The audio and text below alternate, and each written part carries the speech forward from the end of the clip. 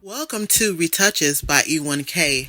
I am trying to figure out how to turn my sister's office from this to this dream office.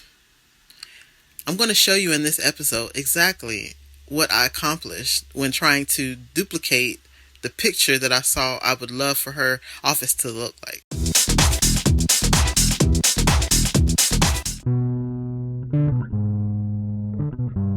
I am in the final stretch, home stretch. I got the chair in the back, and there was a couple things that came up that kind of was not expected.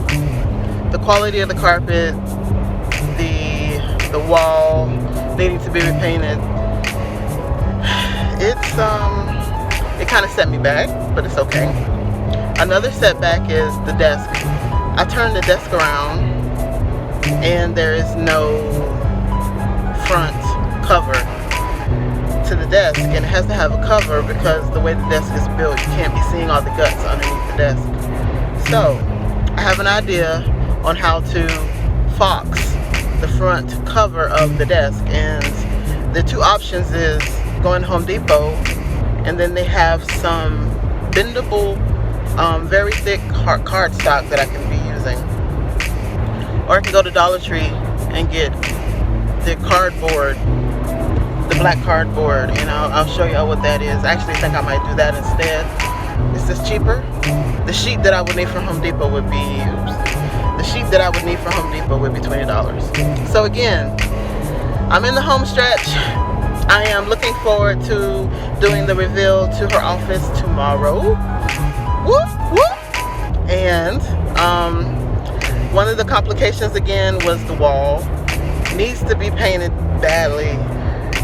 Fortunate for me, I'm working around it, and then the carpet is in very bad condition, and she knows that she's going to get the carpet replaced, but because of the reveal, we can't prolong this for months. I'm planning on actually doing a reveal tomorrow, and I've been working tirelessly to get all of the things that I need. Also, I'm getting ready to paint the desk, so I'm excited about that. I have the carpet up. Well, I'm sorry, I have the curtain up, actually. And the budget she gave me was $175, and the maximum budget is going to be $200, which I still think is remarkable, but it's going to be $200, so. Signing off, just checking in. So I'm getting ready to nail the foam posters that I got from Dollar Tree, and I've already started painting brown on the side. I got a nice espresso color. It's gonna look good. And I took the shelves out so I can paint the front of the shelves. But now I'm getting ready to nail these bad babies up. I only need two, actually. So I'm gonna nail these up, and then when that's over, I'm going to cut off the excess card that I have. So anyway, all right, more to come. After I get these nailed up, I'm gonna paint them. You want them to be able to tell.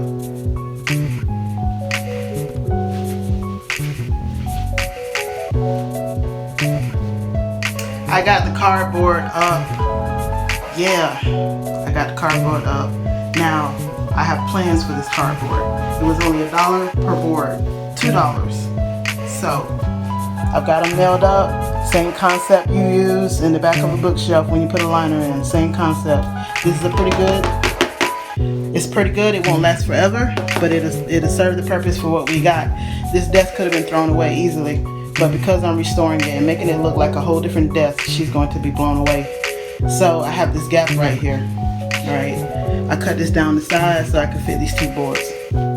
Okay, what am I going to do with the gap? Well, when I went to Home Depot to get the paint, and I'm using espresso paint to make this desk look nice and rich. You can't tell here because I really hadn't started painting the top, but you can tell here it's going to be a beautiful brown. Okay, now how am I going to get this to fill in? Number one, when I paint it brown, it's going to all mesh together. But I'm putting trim on this desk, and I'm using free trim. Well, what do you mean? Well, when I went to Home Depot to get paint, I need stirrers. They have big ones and they have small ones. And you can go in there and you can buy your stirrers if you want, but you can go in there and get Home Depot brand stirrers free. Now, I'm using this big stir stick as trim for my front desk. Yes, I'm putting one of these right here. Okay, I'm going to paint it. Once I adhesive it on, I'm gonna have one here, I'm gonna have one here, and I'm gonna have one here. So essentially, I'm gonna have 3 trims. When I adhesive these on, I'm gonna cut them down to size, and I'm gonna have 3.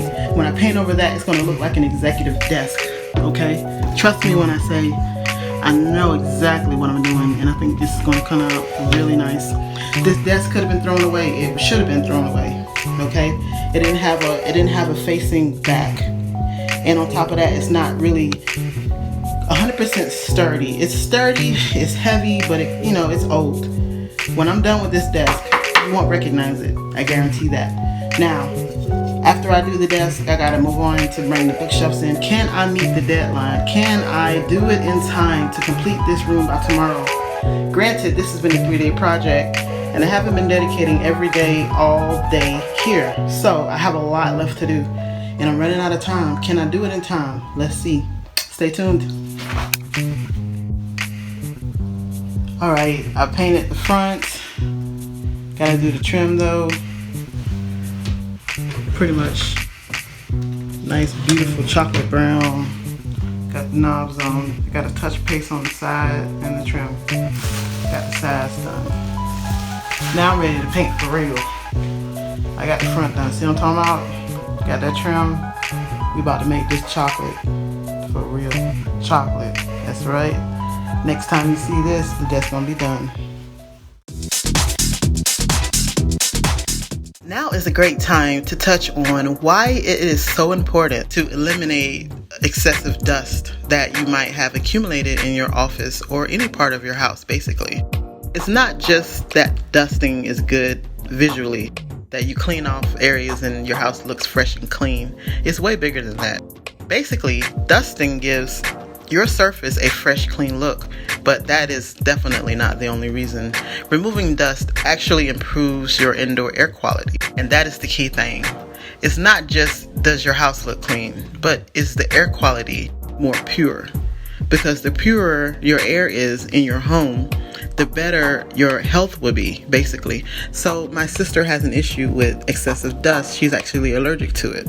So one of the things I wanted to eliminate was the way that her office will be set up will help eliminate a lot of those pockets and things that can collect dust. It will give her a more cohesive look, and it will actually encourage her to want to keep it clean, because we're going to set it up where she can actually access everything without having it all junked up on top of each other.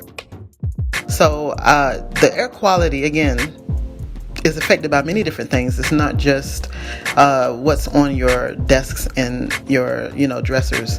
What really matters is, are you changing your filters? You need to make sure you do that at least every 3 months. You want to change your filter. It's very important, because you can clean the house and wipe down everything, and if you're not changing your air filter, you're not doing yourself any kind of justice.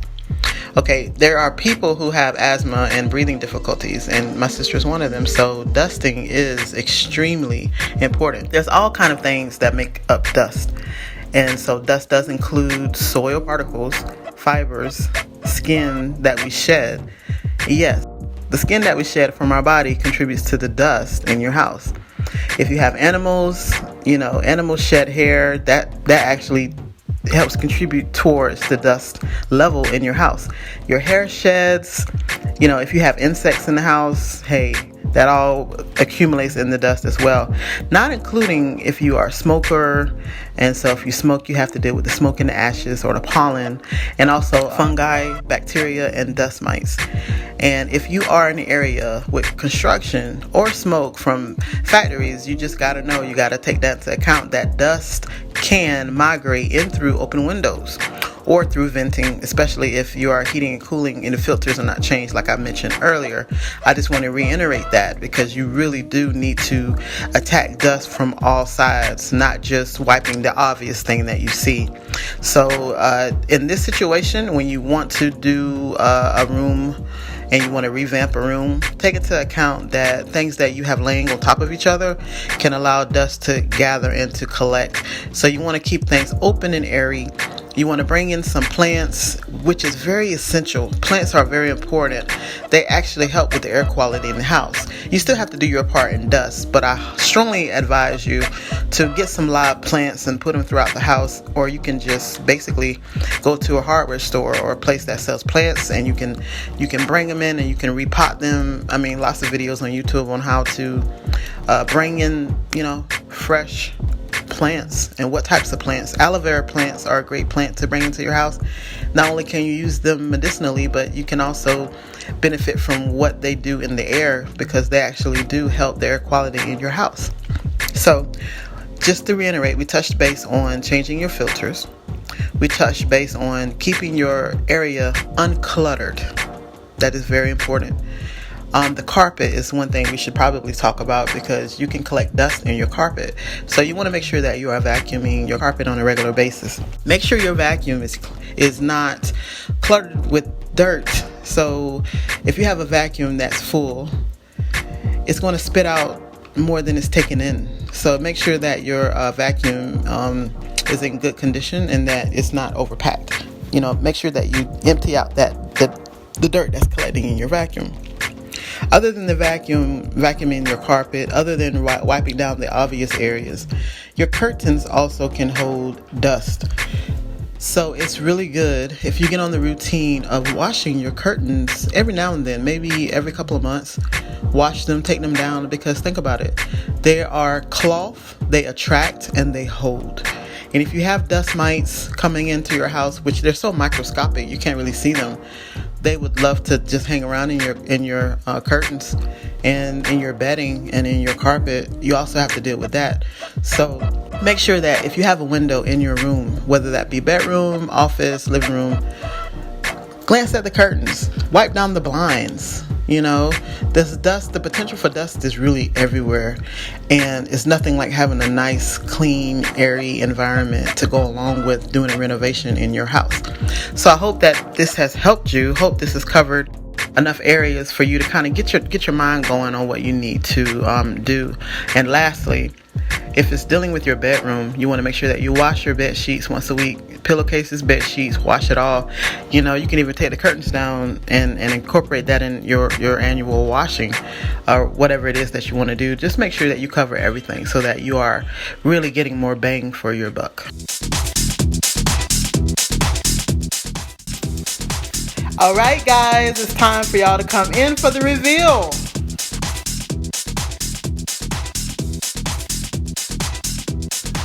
Oh my God! Oh my God! Oh my God! Stay tuned for the big office reveal.